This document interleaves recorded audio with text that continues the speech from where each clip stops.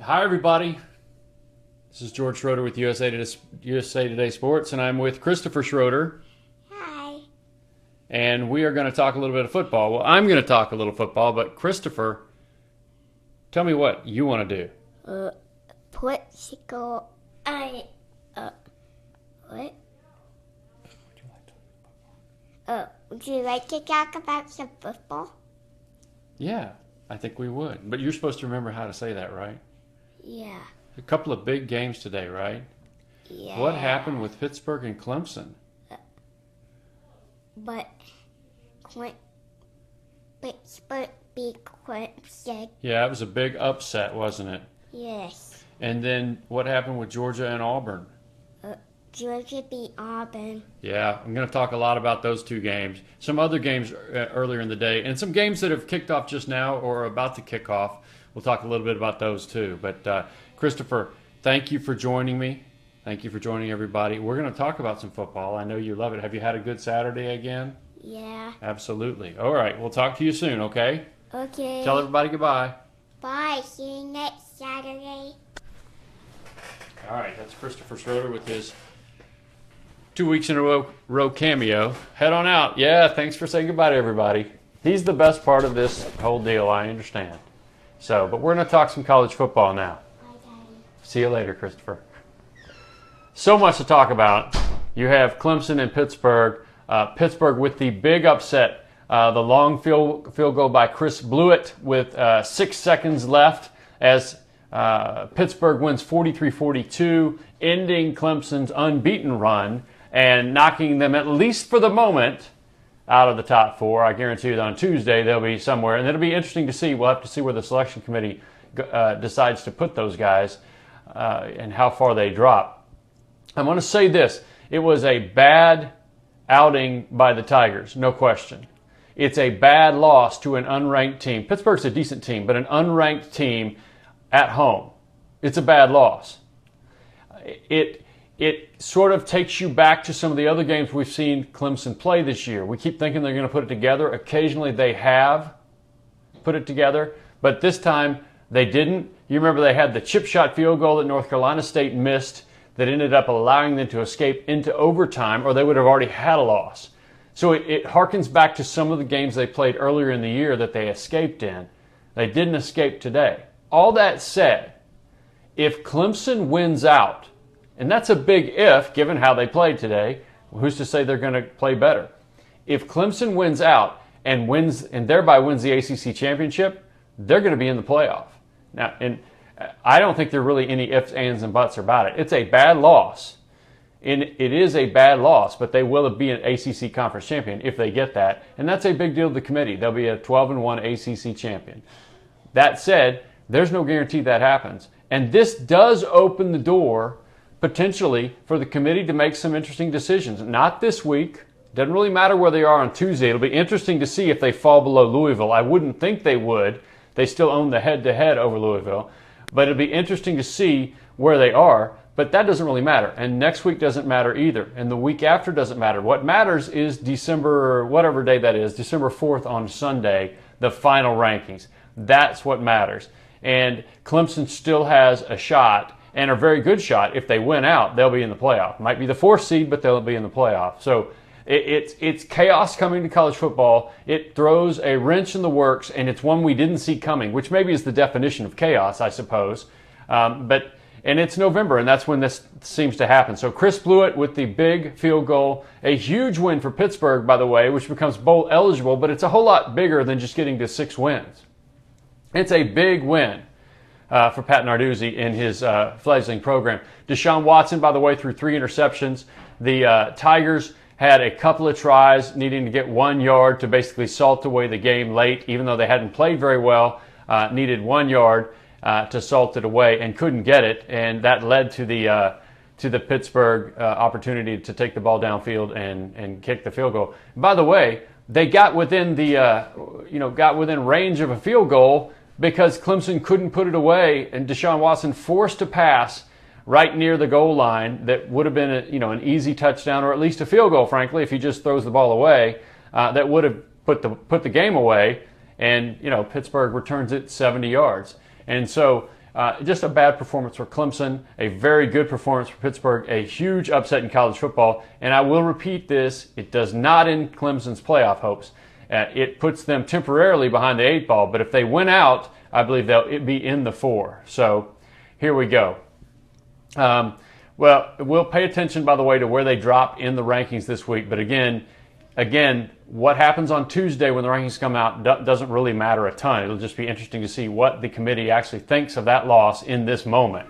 It won't be their full body of work. So we're going to move on. Another big win so far and a big result so far today from the afternoon games. Georgia upsetting Auburn. Now, Auburn was without Cameron Petway.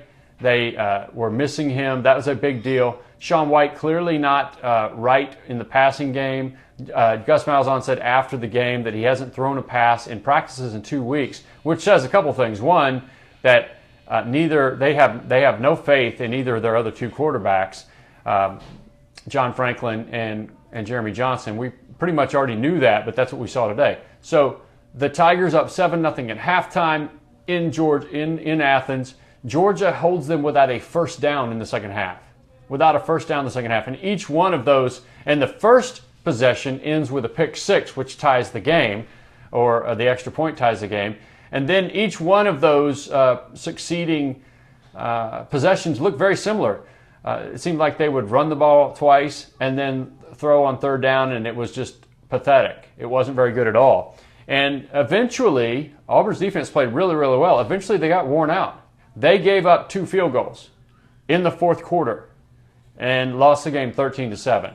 And so a bad loss for Auburn, a very good win and a big win for Kirby Smart in his first year. It's been a tough first year for Georgia. It's a good win for Kirby Smart and the Bulldogs. It doesn't change a ton of things in terms of what the Bulldogs can accomplish, but it's a big win for momentum in the South's oldest rivalry, as they like to call it. The biggest reveal, again, I think, was Georgia's defensive play in the second half, which I think is also matched by Auburn's inept offense. Now, again, some of the injuries had more than a little bit to do with that, but that's how that goes. A wasted night for the Tigers. Here's the other thing. The Auburn loss ends their shot at the playoff. And even though they were already a 2-loss team, they had a fairly legitimate shot at the playoff if they were to win out, which would include, of course, beating Georgia, beating Alabama A&M next week, which is going to happen, and then winning in Tuscaloosa in the Iron Bowl in the final game of the regular season. That, of course, is the big, let's see if they can do that. But a lot of people had seen how they were playing and thought, okay, I could see that. That's at least possible. If they had somehow done that and then won the SEC championship the next week, I think you'd have seen an 11-2 Auburn in the playoff. Now, obviously, that's not going to happen. Alabama is now your SEC West champion. Alabama beat Mississippi State easily today, and even if Auburn were to win in a couple of weeks, Alabama is the SEC West champion. Alabama, would, and frankly, here's the other thing too. Alabama can probably afford a loss to Auburn and still get in. They'll still win the SEC West. They'd still win the SEC presumably, and they'll still get into the playoff. I think unless Auburn gets really healthy really quick, it's hard to see that happening, that loss happening. But Alabama wins the SEC West officially because of this. So, and Auburn's hope of making the playoff is over. So that's the other of the 2 big results of the early game so far. There are some big games that are either underway, just kicking off, or will kick off a little bit later. The biggest is underway now. USC is at Washington. USC, of course, played poorly early in the season, but has gotten it going. They're playing very well, playing more like their talent indicates they should over the last several games. And they go to Seattle, where obviously Washington is gunning for the playoff. Unbeaten Huskies have looked really, really good most of the year in almost every game they've played. And I actually don't think they need to go unbeaten to get in. They do need to win the Pac-12 and only have 1 loss. But if they do go unbeaten and get in, they're in great shape. This is a significant challenge for them, though, with USC. And so I think it'll be a game that everybody wants to watch and see just how good Washington is. They don't get enough credit, I don't think, for escaping a good Utah team because I don't think people give Utah a lot of credit for being a good team. But people have paid attention, and despite USC's record, I think they understand the Trojans have talent. So people will be watching this one. So it's a big game to watch for sure. Also underway, and this is certainly on the undercard of college football tonight, LSU's at Arkansas. The Tigers leading early there. We'll have to see where that goes from here. They're late tonight in what could be fun Pac-12 after dark. It's worth watching if you just enjoy offense, probably. Washington State and Cal. Make sure you check that one out. Defense will be optional on the Cal side. Washington State actually plays some pretty good defense, but it could be a shootout. It could be fun. So I've got a question here from Lisa Birch. Does the Clemson loss help the Big 12? Well, yeah, it helps them, but they still need more help and from Clemson, frankly, in that regard. Because as I was saying earlier, if Clemson wins out, and that's a pretty big if based on how they played today and how they played earlier, because they escaped North Carolina State in a similar kind of game. But if Clemson wins out, I believe they're in the playoff. If Clemson loses another game, rather than it really helping the Big 12, if Louisville wins out and Clemson loses another game, Louisville wins their division over Clemson, and then if Louisville wins the ACC, they'd be in with one loss, in the playoff with one loss. But it does help the Big 12 in that the Big 12 needs chaos. And you're down now in the Big 12, and we'll talk a little bit about that now. Oklahoma blew out Baylor today. We can talk a little bit about Baylor in a minute. In Norman, Oklahoma blew out Baylor. So the Sooners have now won, I think, 7 in a row since that 1-2 start. They're 8-2, 10 games in. They now have left at West Virginia next week, and then Bedlam against Oklahoma State in Norman in the final game of the regular season. Those two teams, by the way, are the other teams. They each have one loss in the Big 12 where Oklahoma's unbeaten. But those two teams that's the three teams now that have the shot to win the Big 12. And West Virginia, with only one loss total, is a team that nobody's talking about as a potential playoff contender. If they could run the table and win the Big 12, beating Oklahoma along the way, now you're talking about a team that potentially could slip in the back door of the playoff with things like what happened to Clemson today happening. If maybe USC beats Washington or Washington slips up along the way. Those kinds of things happen, and that's the way the Big 12 gets back in it.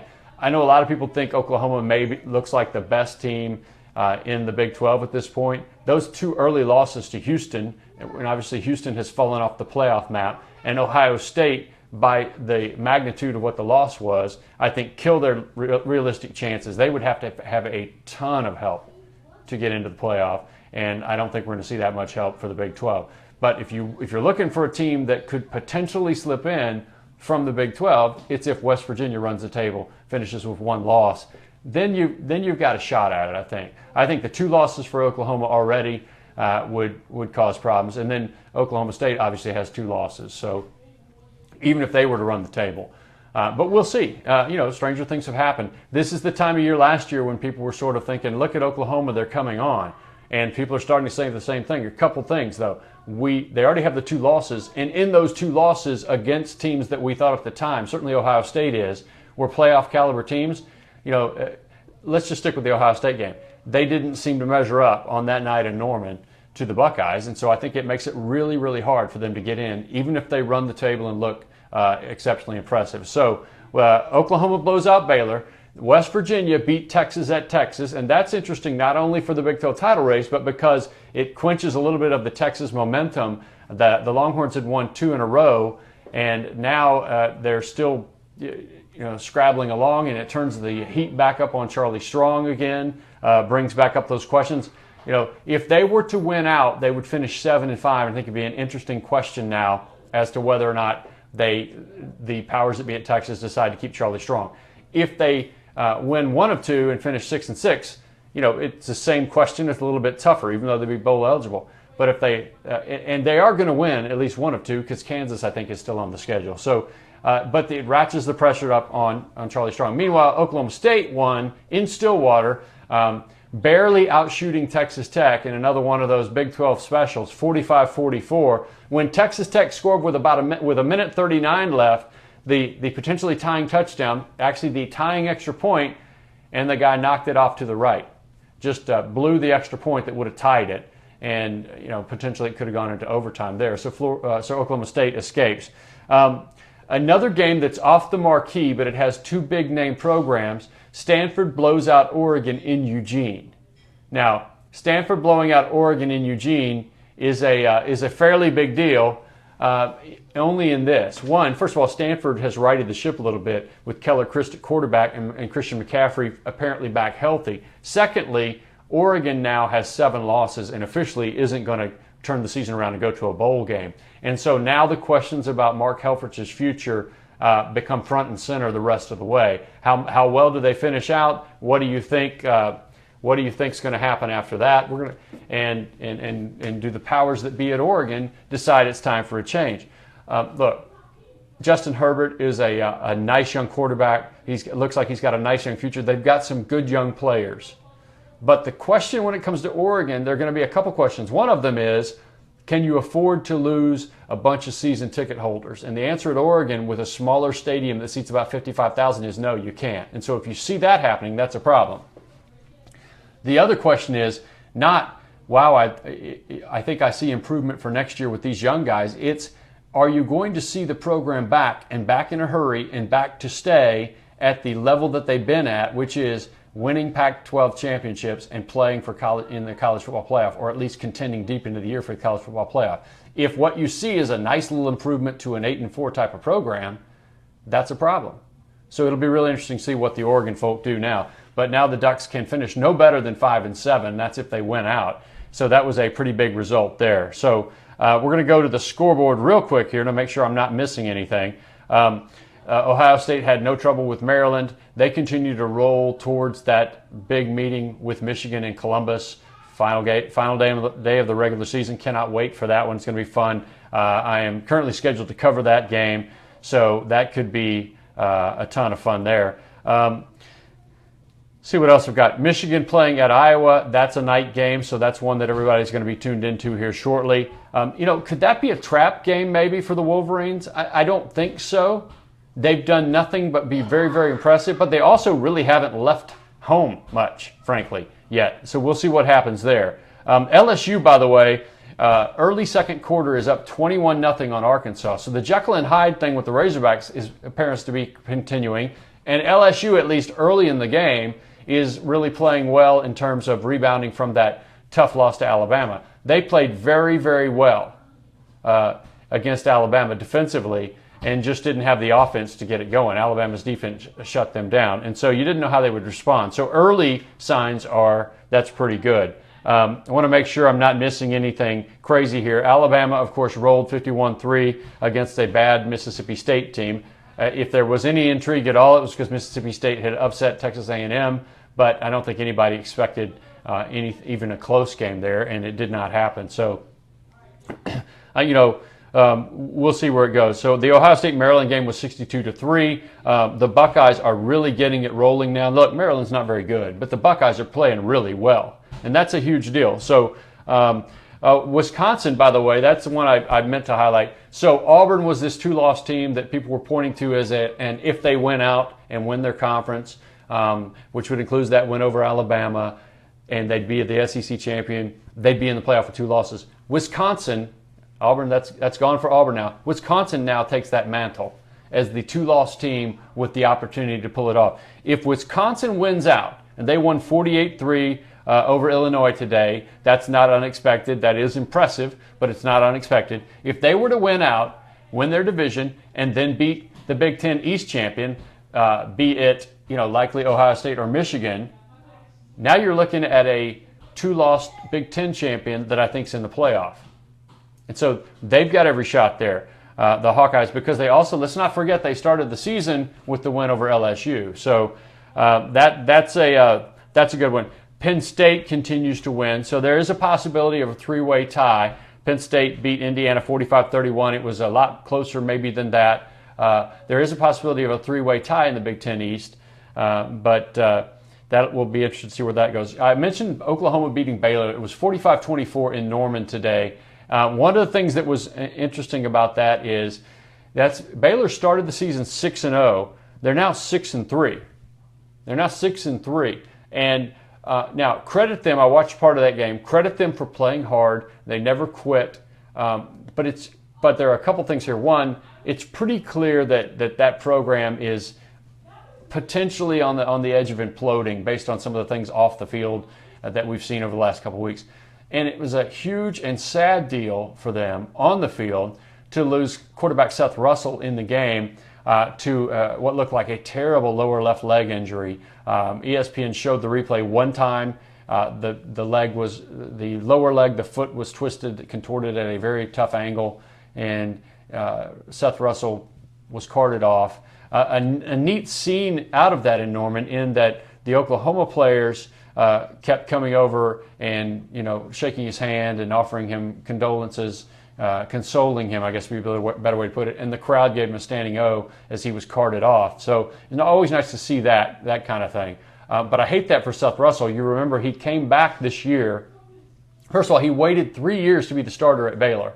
And last year he's having a fantastic year at Baylor, playing really, really well as any quarterback in the country, and he breaks his neck, and he has neck surgery, and he comes back this year and is playing not as well as he played last year, but playing fairly well, pretty well. And then to have this happen, a tough way for things to finish for Seth Russell, and you hate that. Look, there's a lot of bad things, obviously, around the Baylor program. Seth Russell was one of the good things, one of the neat stories, good people providing sort of a neat storyline for a program that's in dire need of them. So you hate to see that happen for Seth Russell. So, prayers go out that they're able to repair that and that he's able to recover. So we'll see where that goes from there. Going to take another look. Georgia Tech with a mild upset over Virginia Tech at Virginia Tech, 30-20. That's an interesting one. A lot of people at one point thought Virginia Tech might be the kind of team that could cause problems in the ACC. That still could happen, but that's one of those not quite there yet moments for Justin Fuente's first year in the program. So we'll go with that. I mentioned West Virginia beating Texas. If you're looking for a potential Big 12 playoff crasher, it's not Oklahoma, and it's not Oklahoma State.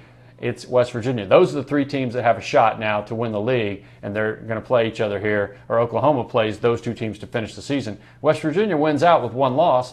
The Mountaineers at least have a decent shot to get a hard look from the committee anyway. I think they definitely need some chaos elsewhere, though. We started to see that today, though, with Clemson getting beaten by Pittsburgh. The Tigers should have put it away a couple different times. They played poorly. Deshaun Watson had 3 interceptions, a very costly interception in the fourth quarter when they were going in for a score. But if they didn't score a touchdown, they're going to get a field goal that basically puts the game away. And instead, the interception gets returned 70 yards. Next thing you know, it's a 2-point game. And then they're unable to convert on 3rd and short and 4th and short. And Pittsburgh goes down the field and kicks the long field goal to win it with 6 seconds left. So huge upset there at Clemson.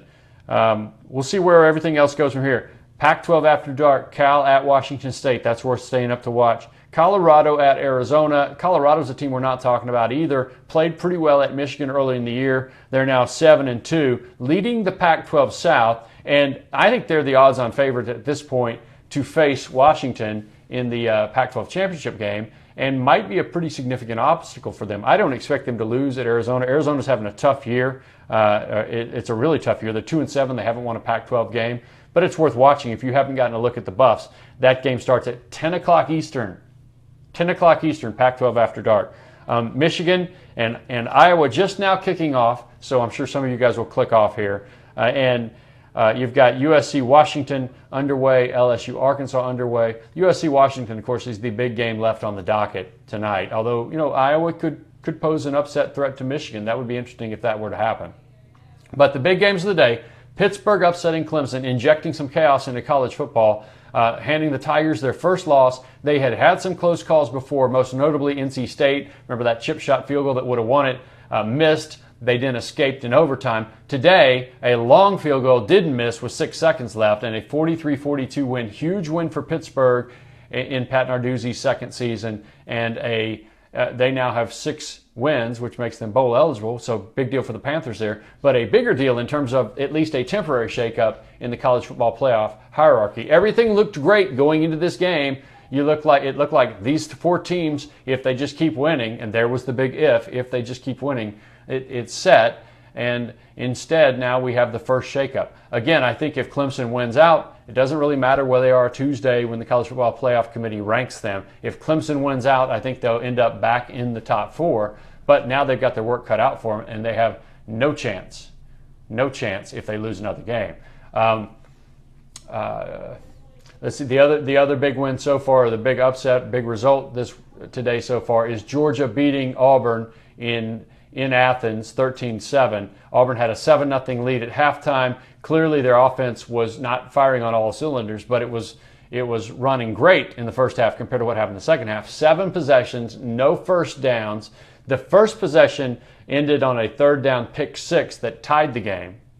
And then eventually, although Auburn's defense played very, very well and only gave up 6 points, 2 field goals to the Bulldogs. Remember, the pick 6 came from the defense. They eventually wore down a little bit. And so a terrible outing. Now, I have to say this, Auburn, Shaun White clearly off throwing the football. After the game, Gus Malzahn said he has not practiced throwing the football in 2 weeks because of an injury, which on the one hand, okay. On the other hand, they have so little confidence in John Franklin and Jeremy Johnson that they never tried either of those guys in the game. So that's a tough deal. Cameron Petway also, their best running back out of the game after pulling a muscle on a long run against Vanderbilt last week. So those are 2 significant injuries that definitely impacted the game. That said, that's how this game is played. A huge win for Georgia and Kirby Smart in his first year, and a bad loss for Auburn, which was a team people were talking about. If they could somehow run the table, if they had run the table, they'd be a 2-loss team in the playoff. I'll just put it that way. They didn't, and now Alabama is the SEC West champion as a result because of, nobody can catch them in the standings. And so it's been an eventful day already in college football. You had the cameo, by the way, from Christopher Schroeder at the beginning of this Facebook Live. If you missed it, go back and check it out. So I'm George Schroeder for USA Today Sports, and I'm going to turn this TV back on and watch some more football. There's a ton left to happen tonight. So you guys take care, and I'll talk to you soon.